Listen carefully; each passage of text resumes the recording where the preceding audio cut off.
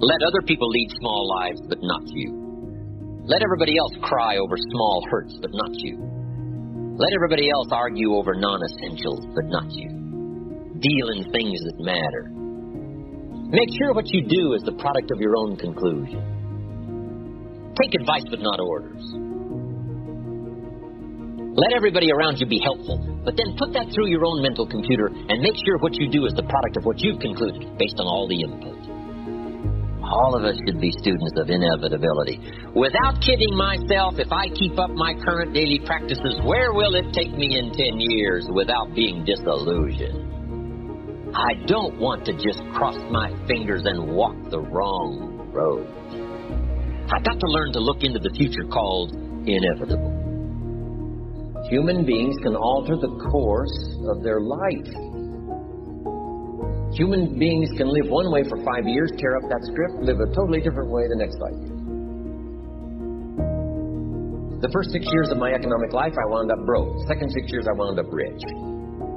Someone says, don't you have to do the second 6 years like you did the first 6 years? And jot this down. No, you don't have to live the second 6 years like the first 6. You can use all the information and all the advice and repairing all of your mistakes and adopting a new and refined philosophy so that the next 6 years can be totally different than the last 6. Now here's the next note to make. 5 years from now, you will arrive. The question is where? This is for mature people now. If you keep up your present disciplines and keep up the present pace that you're on, where will you be in 5 years? Boy, it's easy to say, hey, I haven't really thought about that. So now make this note. In 5 years, here's the probability. You will either arrive at a well-designed destination or an undesigned destination. Well-designed or undesigned. And I promise you, 5 years from now, you really don't want to arrive at an undesigned destination. Because you may very well wind up wearing what you don't want to wear, driving what you don't want to drive, living what you don't want to live, maybe doing what you don't want to do. Simply because you didn't design a better destination. 5 years from now, I wish for you to arrive at a well-designed place. A place of productivity. A place that'll make you feel good about yourself. A place that'll give you honor and respect. A place that'll give you influence to touch other people 5 years from now that you couldn't do today. Where will you be in 5 years? The first thing you start changing is what? Your philosophy. You start changing your mind. You start changing how you think. You start picking up new ideas and information. Gather new knowledge. Make better decisions about what's valuable. And I'm telling you, if you'll do that, your whole life will change. Your health will change. Your relationship with your family will change. Your ability to cope with challenges and problems will change. I'm telling you, income, promotions, all of it will change. If you will change, it'll all change. If you won't change, it isn't going to change. You can keep your fingers crossed if you want to and hope they'll straighten it out. You can wish for the wind not to blow quite as severe, but I'm telling you, wishing for the wind to change in your favor, we call naive at best. Don't do this any longer. Wish for a better wind. The key is to wish for the wisdom to set a better sail. Utilize whatever wind that blows to take you wherever you want to go. That is the philosophy I picked up at age 25, and it revolutionized my whole life. And here's what I found. I found it was easy. I got rich by the time I was 31, and it was easy. Now, here's my definition of easy. Got to jot this down. My definition of easy, meaning something I could do. I figure if it's something you can do, it's easy. Now, here's a parenthesis. Parenthesis, I worked hard at it. I found something I could do, which was easy, but I worked hard at it. I got up early and stayed up late, worked hard that 6 years. But what I did was easy, meaning it was something I could do. You say, well, Mr. Rohn, if it was so easy, how come everybody else around you during that 6 years, how come they didn't get rich? Here's why. It's easy not to. How else would you describe it? That's it. You say, no. For all of the rest of them, it was hard for them and it was easy for you. That's not true. You couldn't debate me on that in front of this intelligent audience. But here's the challenge. Let me give it to you in a philosophical phrase. I tend to be a little philosophical. Here it is. The things that are easy to do are also easy not to do. That's the difference between success and failure. So you've got the choice here today of one of two easies. Easy to or what? Easy not to. I can give you in one sentence how I got ready for the time I was 31. Here it is in one sentence. I did not neglect to do the easy things I could do every day for 6 years. Underline. I did not neglect. That's the key. I found something easy I could do that led to fortune, and I did not neglect to do it. Major reason for not having everything you want in America. Major reason for not having more of what you want in America. More health, more money, more power, more influence, more everything. Major reason why you don't get it. Simple answer. Neglect. Neglect. And here's the problem with neglect. It starts as an infection. And if you don't take care of it, it becomes a disease. And here's what else is the problem. One neglect leads to another. Neglect to do wise things with your money, you'll probably neglect to do wise things with your time. Neglect to do wise things with your time, you'll probably neglect to do wise things with your business. One leads to another, leads to another.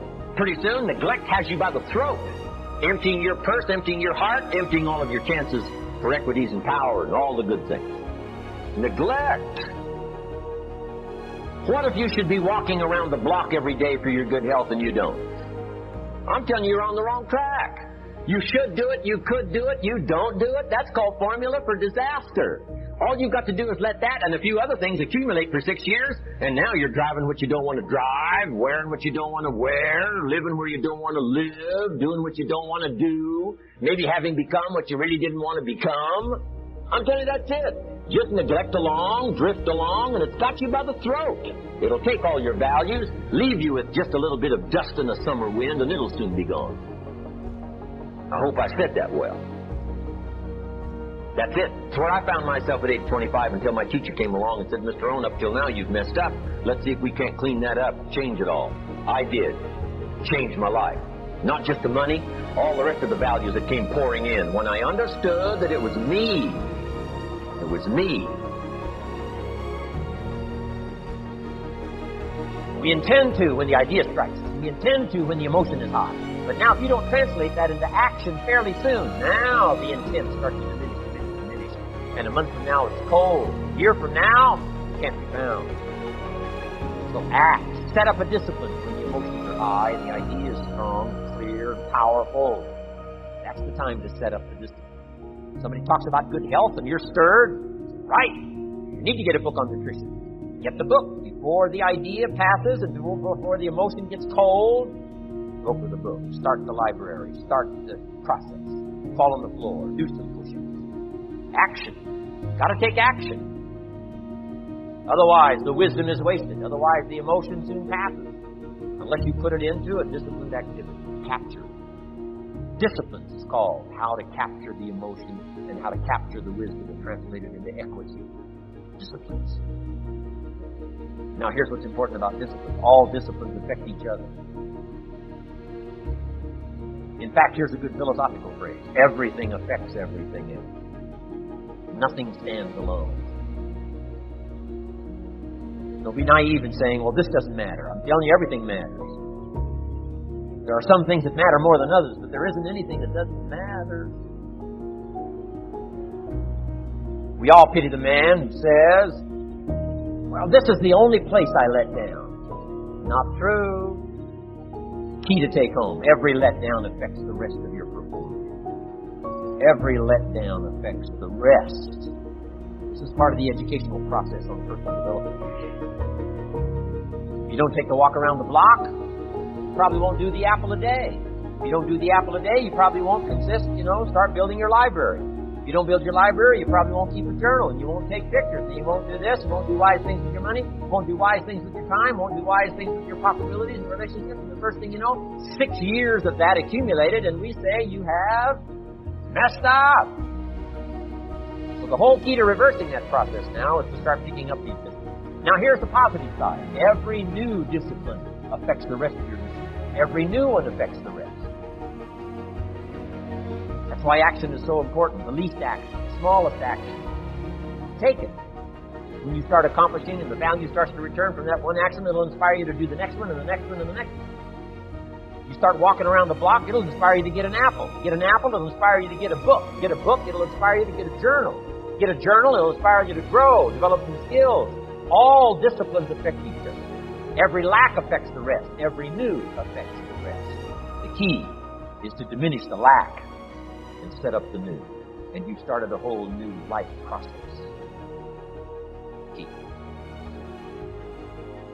Also, one more thought on discipline. Here's the greatest value of discipline. Self-worth. Self-esteem. People are teaching self-esteem these days, but they don't connect it to discipline. The least lack of discipline, and it starts to erode our psyche. One of the greatest temptations is to just ease up a little bit. Right? The slightest lack of doing your best starts to erode. Like, instead of doing your best, doing just a little less than your best. Sure enough. You say, well, it's just going to affect my sales. No, it's going to affect your consciousness. It's going to affect your philosophy. Now you've begun in the slightest way to affect your own philosophy. Here's the problem with the least neglect. Neglect starts as an infection. And if you don't take care of it, it becomes a disease.